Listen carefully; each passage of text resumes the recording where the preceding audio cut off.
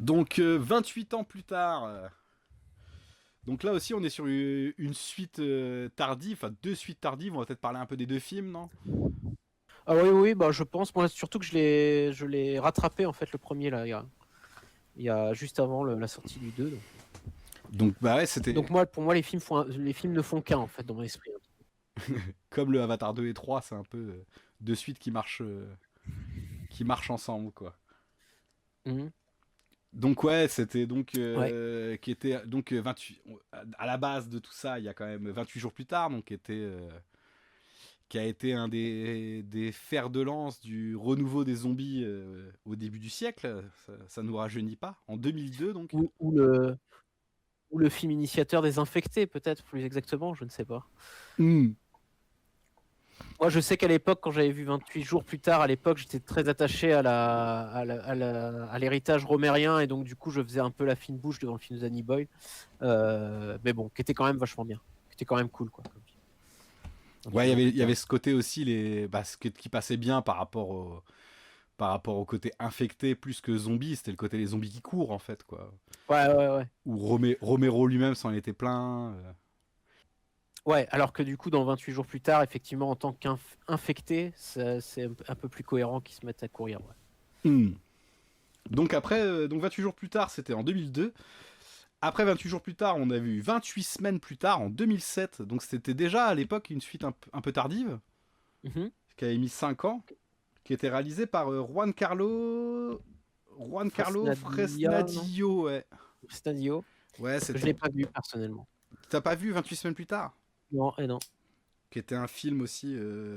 Ouais, j'ai pas revu moi les deux. J'ai pas revu les deux premiers films, je garde un bon souvenir des deux premiers. Le 2 avait été très apprécié. Il y avait un casting de ouf en fait à l'époque, de gens qui étaient Ouais. pas forcément connus. Il y avait Imogen Poots, Ouais. c'était un de ses premiers rôles en fait. Après on avait Robert Carlyle, Rose Byrne, Jeremy Ah Renner, ouais. Ah ouais. Idris Elba. Et en fait c'était tous ces acteurs anglais qui étaient pas encore des méga stars, mais c'était un film bien efficace, ouais. Enfin, en tout cas, j'en ai le souvenir d'un film bien efficace, quoi. C'était vraiment la suite qui a un peu comblé les fans du premier, en fait. Et Dieu sait qu'il y en avait, hein, le 28 jours plus tard, c'était un film qui avait quand Mm. même bien plu, quoi. Ouais, ouais. De mémoire aussi, c'était marrant parce que le fait qu'ils aillent chercher, c'est ce qu'il a refait un peu sur ces deux nouveaux épisodes, c'est signer le premier et aller chercher un jeune réalisateur, en fait. Donc là, Ouais. à l'époque, c'était la grande époque du cinéma d'horreur espagnol, en fait, quoi. Mm. Donc lui avait fait Intacto, je crois, c'était. Ouais. Que j'ai pas vu, mais. Et donc après, pendant des années, en fait, tout le monde attendait 28 mois plus tard. Et au final, c'était un peu. On n'a pas attendu 28 ans, mais on a quand même attendu, ouais. Ouais, un petit moment quand même. Hmm, Pour avoir 28 ans plus tard, ouais.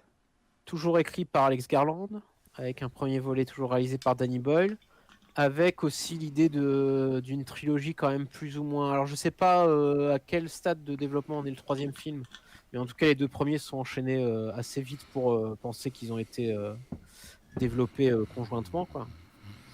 Alors le truc, c'est qu'il doit y avoir un script qui est assez avancé. Le problème, c'est qu'en fait, bah, comme on disait, pour revenir au sujet d'avant, comme James Cameron à jouer du truc, allez voir les avatars si vous voulez les suites. Là, Mhm. il y a clairement eu ce truc-là pour les 28 ans plus tard, en fait. Ah ouais. Ouais, ouais, clairement. Il y avait ce truc, en fait, que ils avaient annoncé que Cillian Murphy était dans le premier. Au final, il est donc, bon, de toute façon, on a dit qu'on spoilait, hein, mais Bah ouais. il est qu'à la fin du deuxième. De toute façon, il me semble même que Danny Boyle l'avait dit en interview pour toujours ce truc de vous inquiétez pas, si Anne Murphy était pas dans le premier, vous le verrez un petit peu dans le deuxième, mais si vous voulez le voir, faudra qu'il y ait un troisième film. Astucieux, En, habile. en l'occurrence, le premier film c'était déjà un peu bouffé. Ouais, oui, ça a pas cassé la baraque. Après, ouais, je sais pas quels sont les. Je sais pas du tout combien ont pu coûter les films. Je vois Ouais, pas trop quels espoirs ils ont là-dessus. alors moi j'ai une note, elle est quand même, c'est assez salé quand même. Ouais, Ouais, ouais. ouais. Sur internet, il y a le chiffre de 60 millions par épisode. Ah ouais, quand même. Ouais. Ah ouais, ouais. Donc, bah, vu le prix des films aujourd'hui, c'est pas forcément surprenant, mais bon, on est quand même sur un film d'horreur rural, avec pas Mm. forcément de... Anglais. Ouais, anglais, pas forcément... Je sais pas si ça a aidé non plus, hein, pour le budget, mais on n'a pas non plus... Enfin, il y a quand même de la star. Il y a quand même de la star, mais il n'y a pas de... Oui, il y a quand même. Il y a pas non plus de scènes hyper spectaculaires, quoi. Enfin, il y a des scènes spectaculaires. Euh, Il y a des Ouais, scènes très ouais. spectaculaires, mais pas des scènes qui... pas des scènes de blockbuster, quoi. Mm. Certes. Je sais pas si vous voulez pitcher ou... De toute façon, vu qu'on est... Bah, on peut pitcher, oui. Enfin, si on monte à 28 ans plus tard, donc on va suivre un père et son fils, incarnés par Aaron Ouais, Taylor Johnson et Alfie Williams, qui vivent en fait dans une petite île. Alors on apprend que en fait l'infection, comme le Brexit, c'est limité à l'Angleterre. Le reste du monde va très bien. Et donc eux vivent sur une petite île liée au continent enfin liée à la grande île d'Angleterre à marée basse. Et donc le père va amener son fils en initiation dans la terre désinfectée. ouais, Et c'est un peu le Noirmoutier, c'est un peu le Noirmoutier écossais, quoi.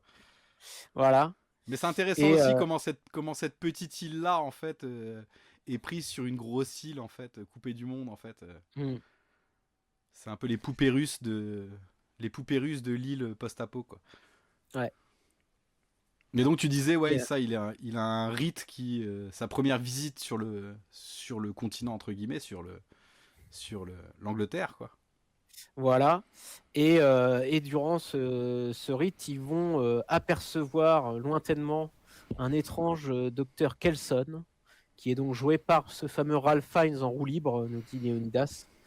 Un personnage très étrange qui pique immédiatement la curiosité du jeune garçon, d'autant qu'il pourrait l'aider à soigner sa mère. Voilà, pour le premier film. Ouais, c'est le premier film, j'avais déjà bien aimé.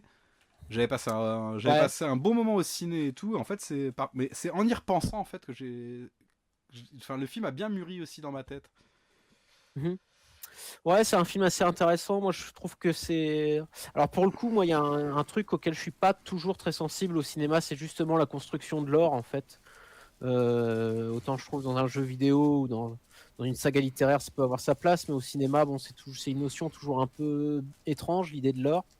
Mais pour le coup, 28 ans plus tard, je trouve que c'est un film qui parvient à faire ça, quoi, qui parvient à développer son univers par détail et à nous faire évoluer là-dedans, tout en restant à la première personne, en fait. C'est très intéressant à ce niveau-là, je trouve.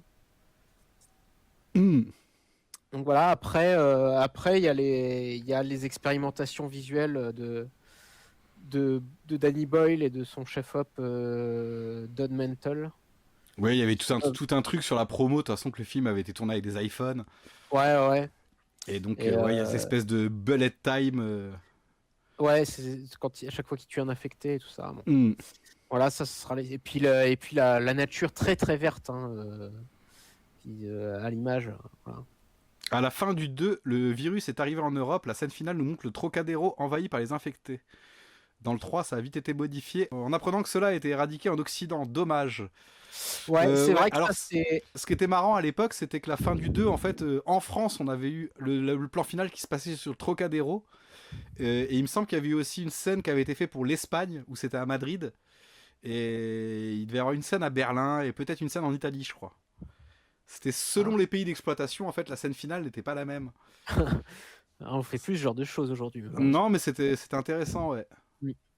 Au final, Après, moi je trouve pas, je trouve que ça marche bien justement. Je trouve pas que ce soit dommage, je trouve que ça marche bien ce côté. Effectivement, ça fait penser au Brexit, mais et par rapport au Brexit aussi, en autre expérimentation, il y a ce truc aussi que il y a des extraits de vieux films, je sais pas ce que c'est, l'espèce de ouais, Ivanhoe. En fait, ça apporte une ouais. espèce de truc un peu nationaliste bizarre en fait. Ouais, avec le morceau, enfin le morceau, l'espèce de poésie scandée à ce moment-là. D'ailleurs, ça marche très très bien là. Pour le coup, c'est le genre de moment où Danny Boyle est un peu en transe, je trouve, sur le film. Hmm. C'est le genre de moment où ça marche bien, quoi. Et je trouve ça pas mal en fait de se dire en fait que justement ce qui fait la singularité un peu de cette saga là, parce que des films de zombies il y en a plein et tout, mais ce qui Ce sont, participe c'est son côté anglais justement, enfin Grande-Bretagne en fait, parce qu'il me semble que là c'est en Écosse je Mm. crois quand même. C'est... Alors pour info, ce sont des extraits de Henri V qui sont inclus dans le film, de Ah ouais, Laurence bah Olivier. oui, oui. Ok. Et comme dans la scène Mais après, d'intro, moi je trouve comme dans que la scène d'intro, les Teletubbies, qui était quand même le truc anglais qui a marché partout dans le monde ouais. et qui a traumatisé aussi, peut-être pas les gamins de l'époque, mais ceux un peu plus vieux qui voyaient des gamins regarder ça, c'était assez terrifiant. Je trouve que ça marche bien dans la première scène du film, le côté putain, il y a des zombies dehors et on leur montre les Teletubbies, putain, les pauvres gosses quoi. Tu m'étonnes qu'ils deviennent Mais ce qu'ils deviennent quoi. ça a d'ailleurs traumatisé. Ouais, carrément. Scène d'ouverture qui fonctionne très très bien d'ailleurs, qui est très efficace quoi. Ouais, après, dans le Donc 2 aussi, dans le 2 aussi, justement, la scène, tu disais, t'avais pas vu le film, la scène du 2, c'est avec Robert Carlyle, elle a marqué beaucoup de monde aussi. Ouais. Et alors, qui paraît-il, moi j'ai appris que c'était une scène qui était en fait réalisée par Danny Boyle dans 28 semaines plus tard. En fait. Apparemment, il a D'accord, juste réalisé cette scène-là, il a laissé la suite à l'autre réalisateur. d'accord. Oui, ce qui Donc est... le pauvre Fresnadillo s'est un peu fait voler la bonne scène de son film. Quoi. Hmm. Mais après, moi je trouve qu'effectivement le côté le virus, c'est le Brexit. C'est un peu le genre de paradoxe dans lequel le film n'arrive pas forcément à s'extirper parce qu'effectivement, ça rend le truc un peu étrange en fait. Enfin, tu dis c'est une apocalypse juste en Angleterre, c'est un peu bizarre. Et de même, je trouve que le film, alors le premier ça va, mais sur le deuxième c'est un peu le cas, c'est-à-dire qu'il y a plus beaucoup d'infectés quand même à l'écran. Le film s'affranchit un petit peu des règles du film de zombies, je trouve. Voilà. Ça, Ouais, ouais, ouais. c'est les petits moins que je trouve dans cette nouvelle saga. Ouais, mais c'est vrai que c'est clairement pas ce qui l'intéresse. Après, c'est aussi, Ouais. c'est un peu un truc aussi de tous les films de zombies, en fait. C'est un peu le lieu commun de dire la menace, c'est pas les zombies, c'est les humains, quoi. Ouais. Oui, et puis alors par contre, ce que le film perd de ce côté-là, il le gagne dans l'approfondissement de son univers et dans son côté, surtout dans le deuxième film justement, dans son côté de raconter un peu l'émergence d'une espèce de mythologie, etc. Enfin, voilà, toute la manière dont les personnages réinterprètent des symboles christiques, par exemple, à leur propre compte, etc. Tout ça, c'est très très intéressant, je trouve, quand même. Et moi, je sais qu'en fait, le truc qui m'a le plus séduit dans le premier film, en fait, c'était justement donc le personnage de Ralph Fiennes, là, le doc. Donc, je sais que Ralph Fiennes, dans la bande-annonce, on le voyait là, tout orange, bien badass, quoi. Et quand j'avais vu la bande-annonce, je me disais vraiment à faire, waouh, ça va être le chef d'une tribu bien bourrin et tout. En fait, quand tu le crois, c'est pas du tout ça. Mm. Et même dans le film, vu que t'as un temps avant de le trouver, on se dit qu'est-ce qu'il fout là-bas, qu'est-ce qu'il crame, qu'est-ce qui. En fait, on te le présente comme un personnage menaçant. Ce qui resservira aussi dans le 2, c'est qu'il est d'abord présenté comme une espèce de menace, un truc. Et au final, non, tu te retrouves avec un personnage d'une douceur. Bah après, pour les survivants, c'est un peu le Dr House quand même. Donc ils Ouais, peuvent se méfier de lui quand même. ouais, mais ouais. Non, mais je trouve le personnage est vraiment intéressant parce qu'il est vraiment, il est un peu insaisissable justement. Tu t'attends à voir un espèce de mec bourrin chelou et au final non, c'est un mec qui est plutôt doux, philosophe. Mm. Et Et le film est un peu contaminé par ça d'ailleurs, parce qu'au moment où il arrive, là où on part sur un film d'horreur a priori un peu bourrin, un peu tout en suspense, etc. Quand on arrive chez lui, au final, le film bascule dans autre chose avec le personnage de Jodie Comer, où là il y a vraiment une méditation beaucoup plus mélancolique, etc. sur le Memento Mori et tout ça qui est vraiment qui te cueille quoi. Moi je trouve quand tu regardes le film. ouais. Ouais, c'est beau en fait ce truc que ce gamin emmène sa mère donc auprès de ce docteur pour qu'il la soigne. Et en fait, là-bas, ce qu'il trouve, c'est accepter qu'elle va mourir en fait, quoi. Mm. Ouais, et puis du coup, le gamin, c'est un vrai parcours initiatique où en fait, son père l'a amené pour être en mode, faut résister à ces flots de mort qui viennent vers nous, etc. Et essayer de trouver une illusion de vie un peu comme avant, quoi, en fait, tu vois. Mm. Et sauf qu'en réalité, lui, quand il va faire son propre parcours avec sa mère, va plutôt aller vers l'acceptation de l'idée de la mort, etc. Et ça, c'était quand même assez. Au final, je trouve que 28 ans plus tard, là où il se distingue quand même dans des airs, dans cette ère de post-Elevated Horror, c'est qu'il est quand même, déjà, il est quand même assez bourrin, c'est-à-dire que graphiquement, il y a quand même pas mal de scènes gore, il y a quand même des zombies à gros chibres, etc. Tout ça, c'est quand même Exactement. tout ça est quand même plutôt appréciable. Et c'est aussi en fait assez profond, avec des réflexions qui sont bien amenées, bien amorcées et tout. Ouais, ce que tu disais, il y a pas beaucoup de zombies. Enfin, il laisse un peu les zombies de côté, mais bon, l'apport au genre, c'est quand même justement ces zombies à grosses bites là. Oui, quand même. Oui.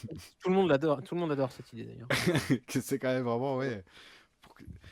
Ces espèces de mâle alpha à grosses bites là. Ouais. Mais même ça, je trouve ça intéressant ce qu'il en fait ce qu'il en fait dans le 2 en fait. Donc on peut passer un peu. Oui, donc le deuxième film, je peux essayer de pitcher, mais donc ça reprend vraiment là où le premier se termine. Donc à la fin du premier, le gamin a accepté la mort de sa mère. Il a même récupéré un bébé qu'il a confié à son village natal et il part sur les routes en fait. Mais sur la route, il tombe sur une bande d'acrobates en jogging. Donc pour une fin qui est bien what the fuck aussi quoi. Et en fait, on sait pas trop sur quoi on va tomber quoi. C'est justement Ouais. c'est très what the fuck. Ça ressemble, on se croirait dans un film asiatique je trouve, avec cette fin et tout. Et en fait, quand le premier commence, il est avec eux et tu t'aperçois que ouais, ils font pas que juste de la cabriole, c'est vraiment des gros tarés quoi. C'est vraiment des purs tarés. Et en fait, ils se retrouvent plus ou moins enlevés, pris en otage par eux quoi. Et ils les accompagnent Mhm. donc dans leur périple meurtrier quoi. Un peu ce truc de jeunesse meurtrière un peu quoi. Et en parallèle de ça, on continue de voir donc ce brave Dr Kelson qui lui en fait continue d'envoyer de la gueudreau un peu comme Varang sur Quaritch. Mais donc là, ce zombie à gros chibre qui finit par y prendre goût et qui devient son ami en fait. Ouais, tout à fait. Dans une espèce de continuation de l'épisode Bub du Jour des Morts Vivants de Romero, un petit peu. Ouais, c'est complètement ça, ouais. Ouais, ouais. Et donc voilà, donc une suite qui est réalisée cette fois-ci par une femme. Donc Ouais, Nia, par Nia DaCosta. ouais, donc moi j'ai vu, c'est le premier film que je vois d'elle en fait. J'ai vu Ouais. ni son Candyman, ni Alors, Marvel. ouais, elle a fait des films très indés aussi, avec Tessa Thompson là, que j'ai pas vu. Après, moi, j'avais vu son remake de Candyman que j'avais pas détesté, qui était un peu à la Jordan Peele, quoi. Ça se la pétait un petit peu, mais il y avait un peu de prétention, mais ça c'était quand même plutôt bien emballé. C'était Et produit puis, par Jordan Peele de toute façon, non? c'était produit par Jordan Peele, sans doute, ouais. Et puis bon, après, voilà, un épisode marvelien de triste mémoire, bon, voilà, ça forcément. Bah Mais elle se retrouve effectivement sur je l'ai pas vu, mais qui l'a vu quoi? Eh ben moi, je l'ai vu, hein. Ah la vache. Marvel, ouais, ouais, je l'ai vu.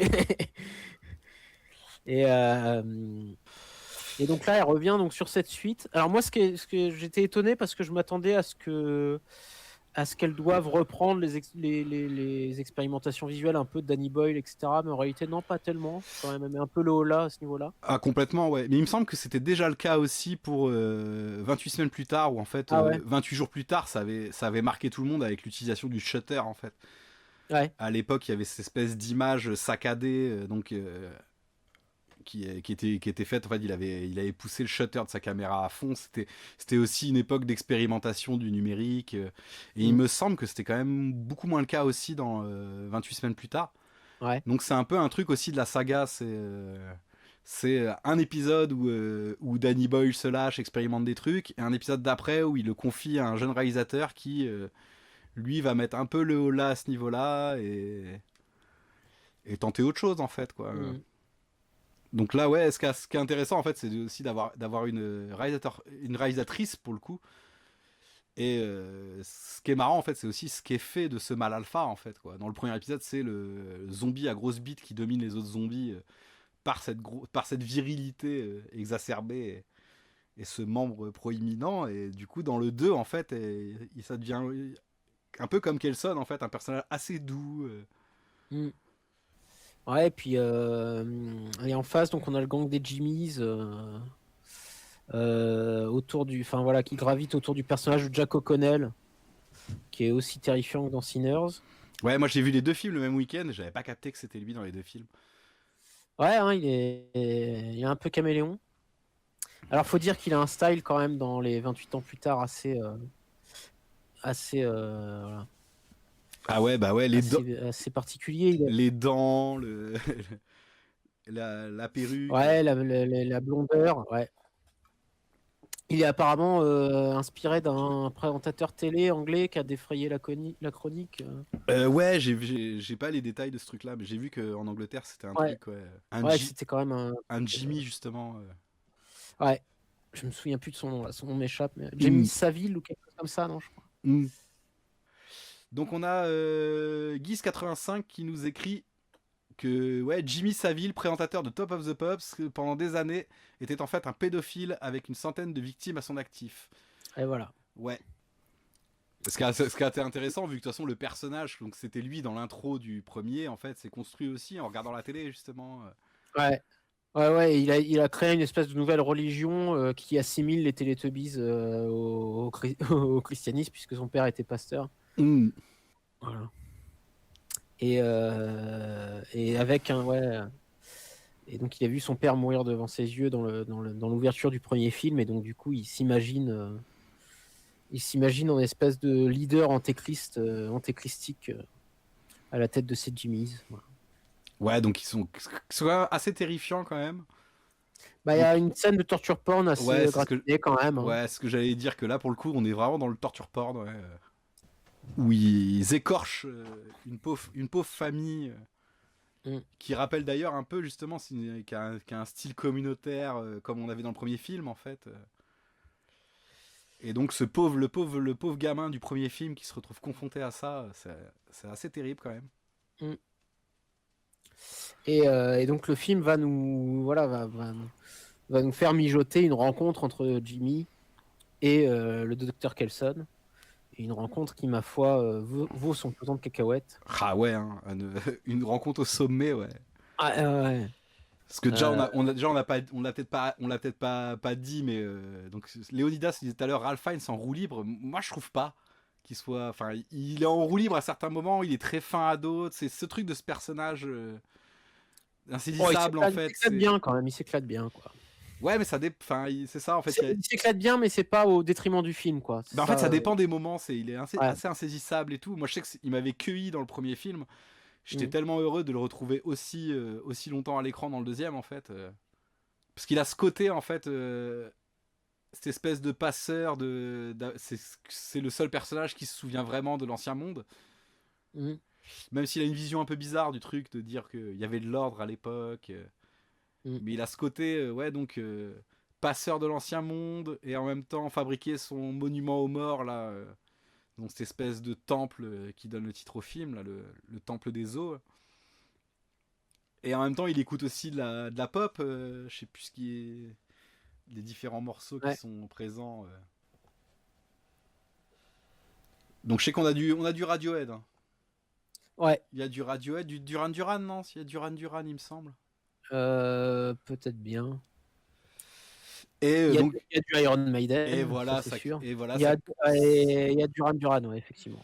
et ça culmine du coup dans cette scène où les Jimmys vont à sa rencontre et donc le fameux chef des Jimmy, donc celui qui est joué par Jack O'Connell, en fait, monte une espèce de plan avec lui pour convaincre ces ouailles en fait qu'ils sont vraiment en présence de l'Antichrist et du coup, ouais.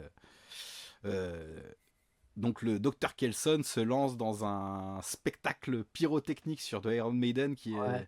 qui est vraiment le clou du spectacle. Quoi. Dans l'idée quand même de manipuler un peu Jimmy aussi, parce que le Kelson il flippe un peu, quoi. Il se dit que ce mec quand même bien givré, donc il faut essayer de marcher dans son trip aussi, quoi. Non, mais justement cette scène-là, elle est assez énorme sur ce truc de Ralph Fiennes est en flip. Ouais. Et en même temps, il met tous ses moyens dans le truc, il se lâche. Alors là, pour le coup, on a clairement ouais, le Ralph Fiennes en roue libre, bah, du visuel que j'ai mis en fond là. Mm. Que sur certains plans, il a un côté. Comment c'est le. Fétide Adams. Sur d'autres plans, avec son gros manteau noir, on dirait limite Pinhead. Ouais.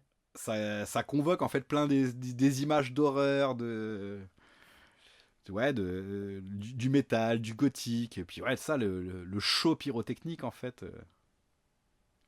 Enfin, la scène est quand même. J'ai pas entendu de gens s'en plaindre en fait. Je sais que Non, les. elle fait même le buzz, hein. Enfin, la scène est quand même très très très appréciée. Je sais que le film divise un peu, quoi. Il y a ce truc quand Ouais. même que. Mais je crois que c'était déjà le cas pour celui d'avant, en fait. Mm. Pour le Ouais, coup. ouais, c'est un film un peu. Effectivement, ouais, les accueils sont plutôt mitigés. Ouais. Mais pour le coup, hein, je trouve cette scène-là, en plus, il y a un côté justement dans ce monde-là où on voit que justement le Jimmy's, c'est limite le dernier spectacle qu'il a eu, outre celui qui pense. Ces spectacles de massacre qu'il pense donner à ses ouailles. C'est un peu le premier spectacle qu'il voit depuis les Teletubbies, en fait, quoi. Ouais, et puis il y a aussi ce truc assez intéressant où, en fait, Ralph Fiennes, Dr. Kelson explique à l'alpha quels sont les effets, les divers effets en fait que le virus a sur lui, et notamment le fait qu'en fait les infectés imaginent les humains comme des êtres terrifiants en fait. Hmm. Et ce qui est intéressant, c'est que quand Jimmy, au fait de son show incroyable, là, voit débarquer l'alpha, il l'imagine aussi en bête démoniaque, etc. Ouais, une Enfin, sorte d'antichrist, il est assez christique aussi, à ouais, part ouais, ouais. qu'il est stock et qu'il a un gros pénis, Donc les quoi. mecs ils partagent avec les infectés cette imagination fertile pour le mal, quoi. Hmm. Ouais, là où je trouve le film est très fort, mais comme justement ce personnage de Kelson qui fait souffler le chaud et le froid, c'est que dans cette scène finale, il y a quand même vraiment un truc on passe quand même de l'exaltation au rire même. Il y a des échanges assez drôles justement entre Jimmy et Kelson à vraiment, enfin une scène moi que j'ai trouvé hyper émouvante en fait quoi. Moi Ouais, j'ai eu un peu la gorge serrée à la fin quand même. ouais, ouais, c'est vrai, c'est Parce que moi assez. j'ai tellement aimé ce personnage justement, je voulais pas le. Ce qui est con hein, pour un personnage qui te dit qu'il faut accepter la mort, moi j'avais pas envie de le voir partir quoi. Ouais. Pour moi c'est pas pour rien même si le film le fait pas mourir dans le champ en fait. Il se fait emporter par l'alpha ou Samson qui est comme il l'appelle quoi. Que même lui Mm. en fait fait un lien religieux de Samson et Dalila ça. Mm. Mais voilà, Non, ouais, c'est ça le truc où je trouve le film est très fort en fait, c'est que c'est quand même sur l'émotionnel en fait qui carbure en fait quoi. mm. Et avec des changements de ton et tout qui marchent quand même bien quoi. Enfin en tout cas sur moi ça a marché quoi. Ouais. Ouais, moi, ce qui m'a séduit, c'est plutôt le côté la création d'une mythologie en fait dans ce monde en fait qui est quand même. Enfin, je veux dire, il y a pas mal de personnages du film qui n'ont connu que le monde des infectés du coup, 28 ans après, quoi, tu vois. Et c'est une espèce de nouvelle culture qui naît de ça, avec le côté magicien d'Oz aussi du docteur Kelson, quoi. Tu vois, Ouais complètement ouais. qui manipule les Jimmies et tout, quoi. Mm. Et puis Donc, le truc qui rend d'autant plus tragique, c'est que en fait, donc le docteur Kelson s'en va, alors que à ce moment-là, il avait trouvé un truc que même lui espérait pas forcément. En fait, c'était il a trouvé le remède en fait. ouais, ouais. Donc ça aussi, on est sur ce genre de thématique qu'il y a beaucoup dans Last of Us quoi. Vu que c'est devenu un peu maintenant, il y a eu assez peu de films en fait de zombies ces dernières années là en fait. Et du coup, ouais, Last of Us, pour le coup, le jeu, maintenant il y a la série, mais qui a vraiment pris ce terrain un peu laissé vacant par le ciné, quoi. Ouais. Et ça rentre aussi dans le tragique de ce personnage-là, en fait, quoi. Ce côté, ouais. Il meurt alors qu'en fait, il avait trouvé quelque chose d'autre que juste son memento mori, en fait. Mm.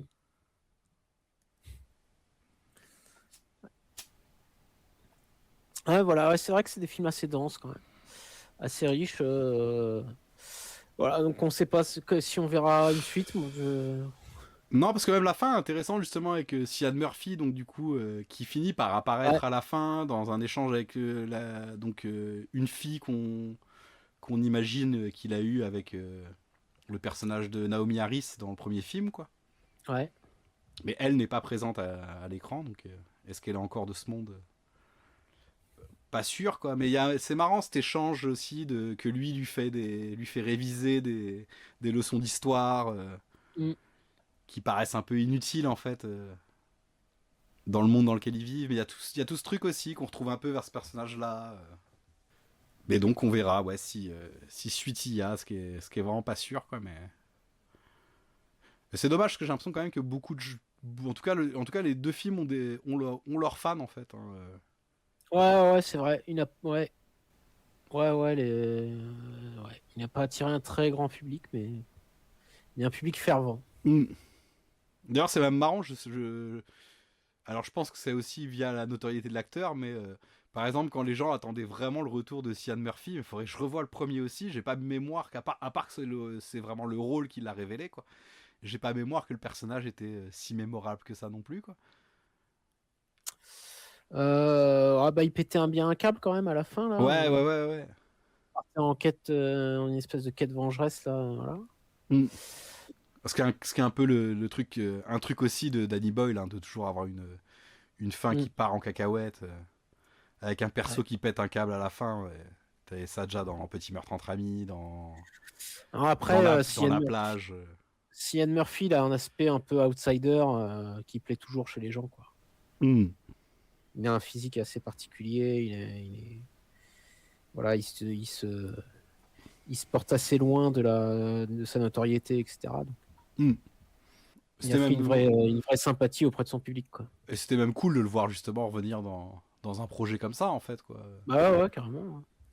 Parce que c'est quand même maintenant le mec qui fait Oppenheimer, était pas forcément censé revenir dans un film de Zomblard, quoi.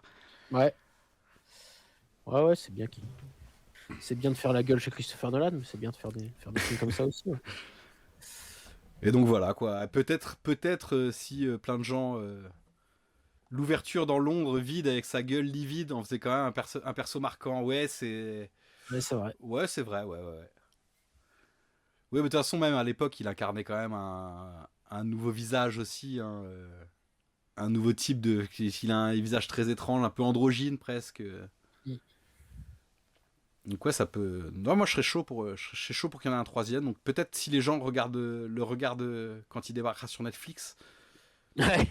peut-être Netflix mettra des ronds pour qu'il y ait une suite.